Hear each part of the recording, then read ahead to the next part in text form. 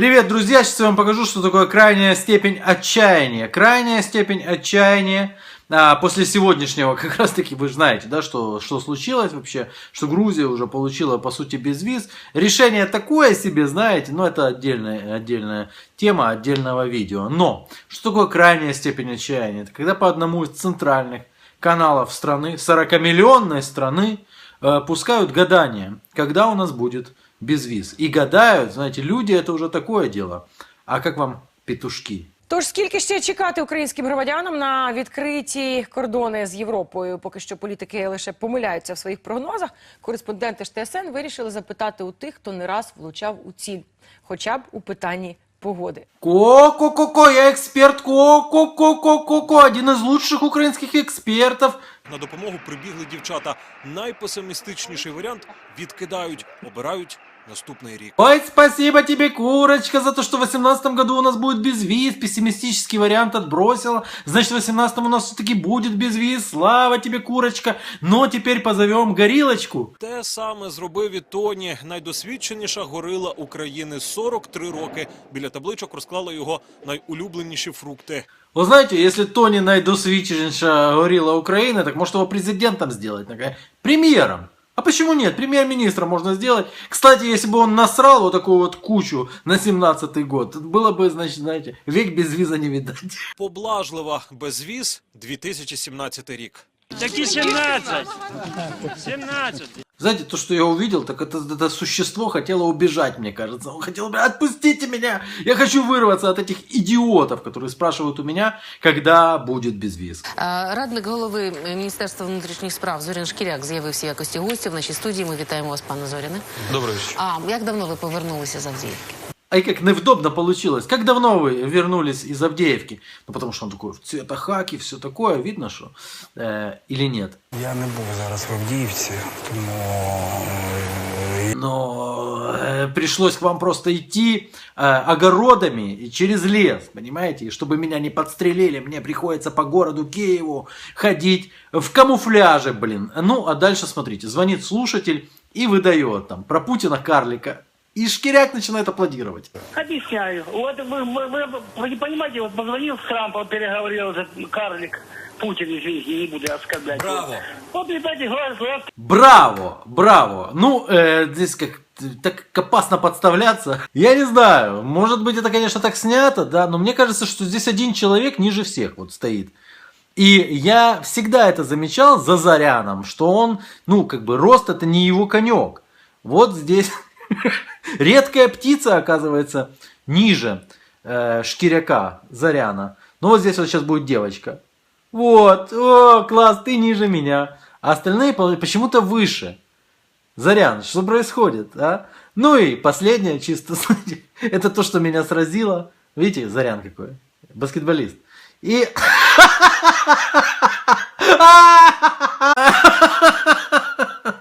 Нет, ну, Асачи у нее на самом деле рост 1,80 м. И плюс еще там каблуки, это понятно все. Но выглядит просто блестяще, мне кажется. Ладно, от смешного теперь к грустному. Знаете, Роман Зазуля, Зазули пролетает, знаете, над гнездом Зазули. Потому как в Испании болельщики потребовали его убрать, им не понравились его постоянные фотографии там со Степаном Бандерой. К слову про Бандеру. А почему никто не скажет, что у него рост 1,58 м, поэтому он карлик? Ну, 1,58 м это реально больше похоже на карлика. Никогда не слышал, чтобы говорили карлик, карлик. Наверное, потому что он в душе высокий просто. В общем, потребовали его. И здесь вдруг я замечаю статус народного депутата Украины. Так, Андрей Павелко. Он президент футбольной федерации Украины. Это не хухры-мухры, это серьезная история. Вот у него статус написано про пророссийских радикалов. Пророссийскими радикалами он обозвал испанских болельщиков, которые посмели такое предъявить футбольному клубу, куда теперь уже вряд ли попадет Зазуля. Вот. Но, если мы посмотрим на историю редактирования, мы читаем вот пророссийские радикалы. Это хорошо. Но что-то было написано до этого. Испанские сторонники российских террористов ломают карьеру украинскому футболисту.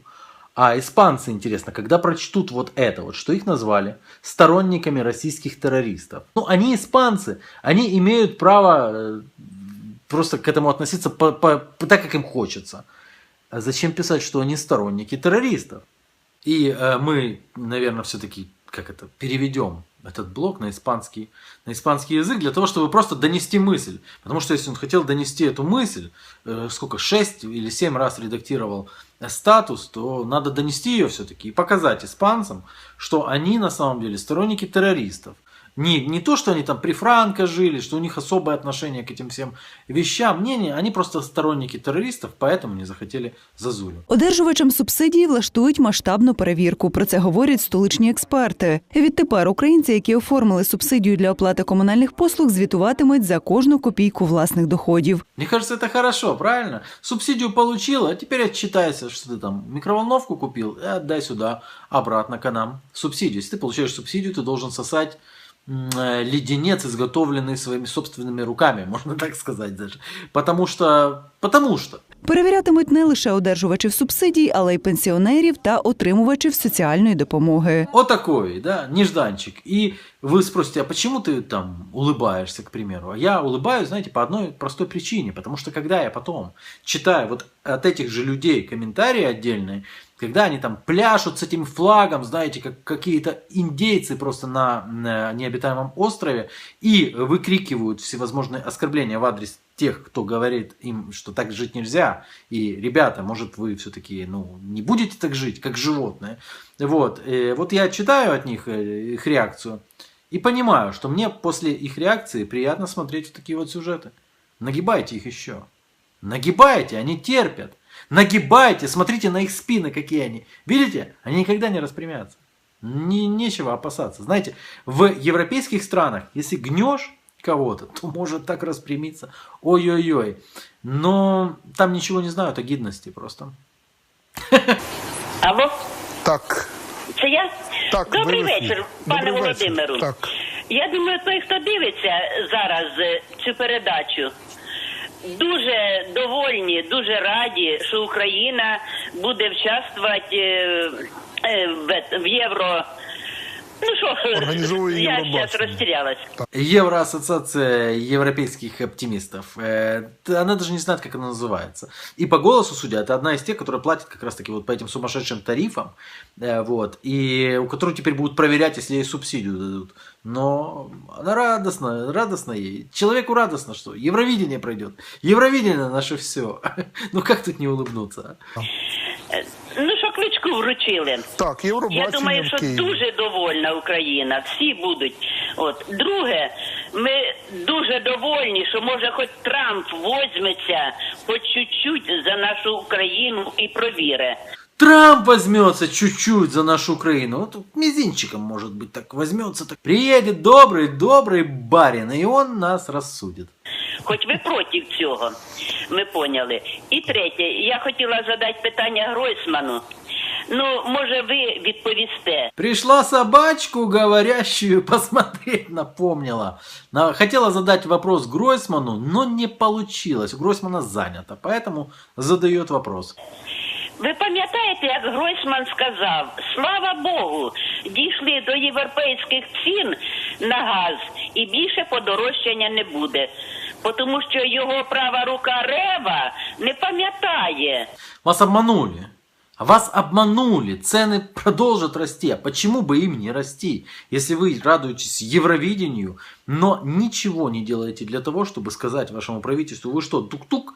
Вы что, мы же нищие, как можно с нас выжимать вот то уже, что не выжимается?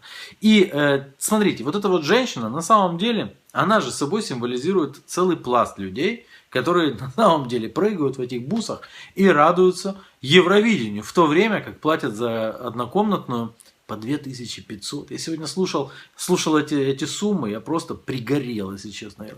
Я думал, такого быть не может. Может, и молчат. Молчат. Молчи, потому что Родина в опасности. И не смей варежку раскрывать. Ну, а теперь это так, в стиле шутки, знаете, потому что я смотрел этот эфир и оторвался от своих дел, прислушался. Ну, а просто зараз переносимося до Сполучених Штатів Америки на молитовний сніданок, де говорить президент Дональд Трамп. Я хотів би звернутися до тих, хто дивиться це по телевізору. И я подумал, а почему Трамп говорит голосом Егора Соболева? Потом подумал, подожди, ну как-то, это же можно как-то объяснить. Может быть, Егора Соболева привлекли для того, чтобы он переводил Трампа. Может, он переводчик. Це дуже добре, що ви звертаєте увагу на всі ці процеси. Але без вас ми не побудуємо нормальну Україну. Секунд 20 я въезжал, что происходит, потому что я подумал, вот это номер. Трамп нормально на своем молитвенном там завтраке говорит про Украину. Реально про Украину. Он там потом скажет даже «Слава Украине». На таких мітингах, в судах над добровольцями, в доланні саботажу з впровадженням електронного декларування, в створенні нормального енергетичного ринку. В усіх цих справах, за які ми зараз боремось, Жалко, что в этот момент не показывали лица ведущих. Их покажут чуть позже. Но вот это так классно вышло.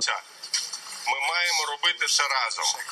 Коли українці об'єднані, коли українці вірять в перемогу, і ми вчора це побачили на Олімпіаді, ми завжди досягаємо її. Слава Україні! Вот на этом «Слава Украине» от Трампа я просто упал под стол. Теперь показаны уже лица ведущих. Ісуса, Віталій Касько.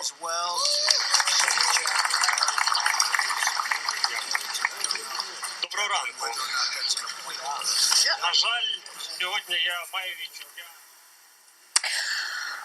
Так, ну, власне, будемо повертатися до усіх тем дня сьогоднішнього і, звичайно, молитовний. Это, понятно, какая-то техническая ошибка произошла, но я так давно не ржал, как лошадь. В предыдущем своем видео я ошибся, кстати, это о технических ошибках, да, я думаю о своем, потому что я, когда обычно говорю, я еще думаю про 2-3 какие-то темы. Я сказал, что в Киеве произошло, что-то в Киеве стрелял там прокурорский. Это произошло не в Киеве, конечно же, это произошло в Украине, но это произошло в другом городе, я сразу же добавил описание. Но, судя по тому, как возбудились отдельные люди, я думаю, что они готовы составить даже какое-то разоблачение по шарию. Ребята, я всегда рад, разоблачайте. Если это все ваши будут разоблачения, то вот и классно. Ну, а теперь всем пока. Пока надо готовиться, потому что безвиз ожидает скоро, курочка накококала. В общем, пока.